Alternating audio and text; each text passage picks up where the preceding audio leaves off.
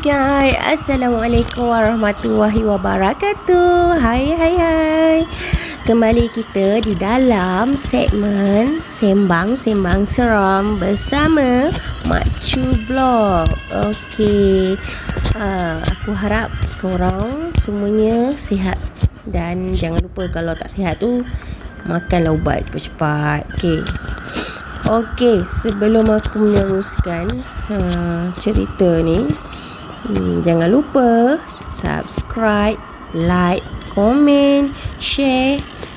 Tak lupa juga picit lonceng tepi tu agar aku upload korang tak ketinggalan guys. Okey guys. Malam ni aku akan cerita episod yang ke-17. Okey, siapa yang dekat sini ada pengalaman menoreh getah di subuh hari? Ada tak pengalaman? Kalau ada, mainlah komen-komen, share lah cerita korang kat aku. Kalau korang tak nak cerita, apa kata kau bagi je kat aku tolong ceritakan. Gitu. Okey lah, tanpa membuang masa lagi, aku akan ceritakan satu kisah ni. Okey, kita gelar nama dia Amin lah, senang. Okey, Amin ni dia kebetulan dapat tugasan lah, bekerja di sebuah felda lah. Amin ni dia dah berkeluarga dah tau, and then dia dapat kerja di satu felda, tapi bukan kelapa sawit lah, iaitu menoreh getah. So kawasan ni berada di felda, aku cakap Negeri Sembilan je lah, cukup lah. Okey. Amin ni pun, orang kata dia pun bersemangat lah kan. Dapat pindah tempat baru, suasana baru, and then dia ada 3 kawan dia lagi lah. Okey, dia orang dapat pergi ke sana lah, bekerja lah. Okey, nak dijadikan cerita, si Amin ni dia sebab dah lama tak bekerja kan, so dia takut lambat lah kan. Jadi sebab jadi dia ambil keputusan dia nak menoreh getah tu, nak keluar menoreh getah tu pukul 3 pagi. So kawan dia lain semuanya selepas subuh baru diorang masuk kebun. Tapi si Amin ni sebab dia takut dia lambat siap, sebab dah lama tak menoreh ni, jadi dia berkeputusan dia nak awal lah. So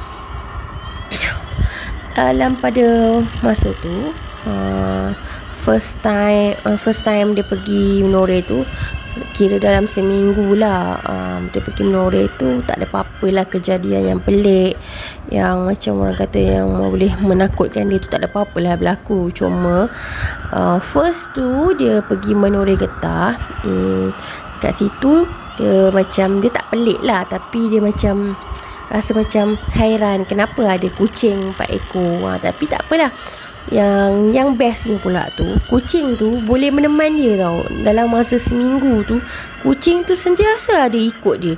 Setiap dia menoreh daripada satu pokok ke satu pokok tu, kucing tu mesti akan ikut. 4 tu akan pergi.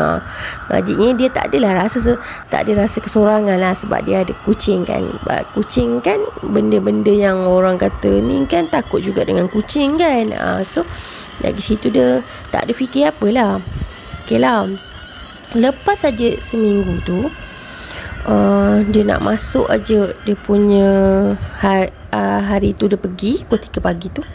Dia pergi, dia pergi-pergi, dia tengok kucing tu tak ada, 4 ekor tu tak ada. So dia rasa macam pelik lah kan, kenapa kucing tak ada agaknya dah ada orang ambil kot, dia fikir. Tak apalah, dia pun pergilah.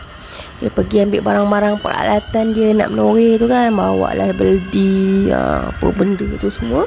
Tu dia berjalan lah, dia mulakan lah daripada pokok yang satu. Lepas daripada pokok satu, sampailah dia dapat ke 10 pokok. Okey, bila sampai ke 10 pokok ni, dia rasa macam, orang kata macam seram sejuk.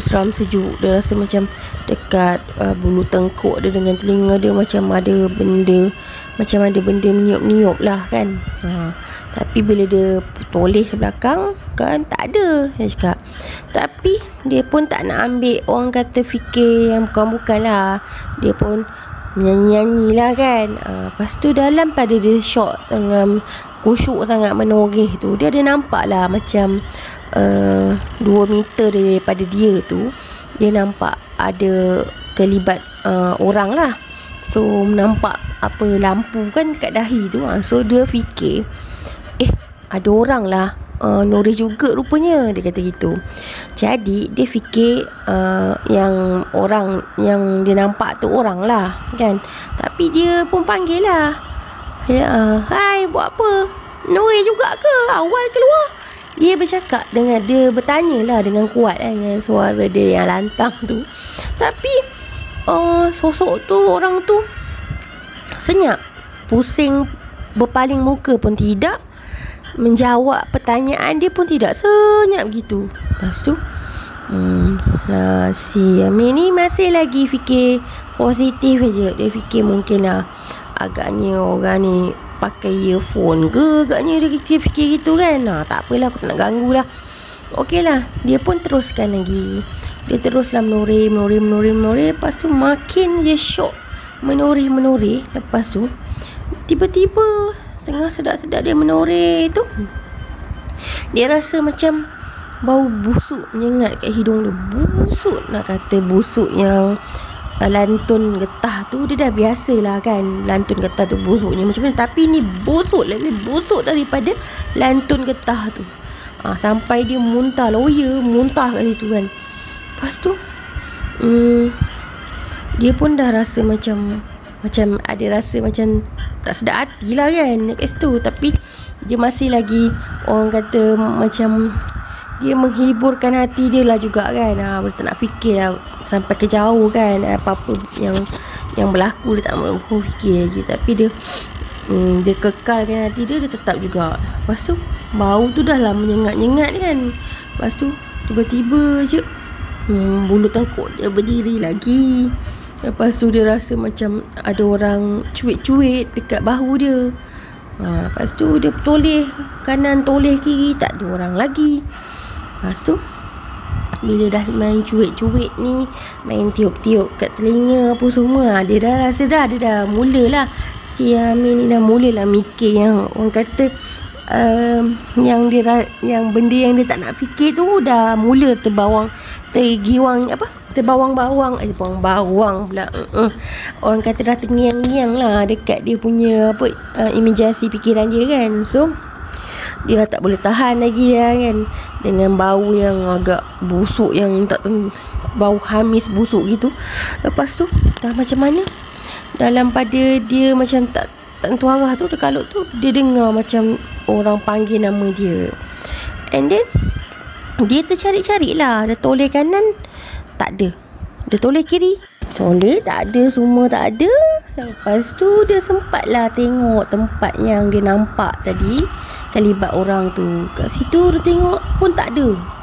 Lepas tu macam mana suara nama dia tu macam perempuan nak panggil kan. Amir. Suara tu Amir tu makin lama makin dekat. Sekali dia tak boleh tahan, dia pusing lah. Dia pusing ngejek ke belakang muka. Betul-betul lah, aduh yai, mukanya ya Allah lah, muka lembaga tu. Orang kata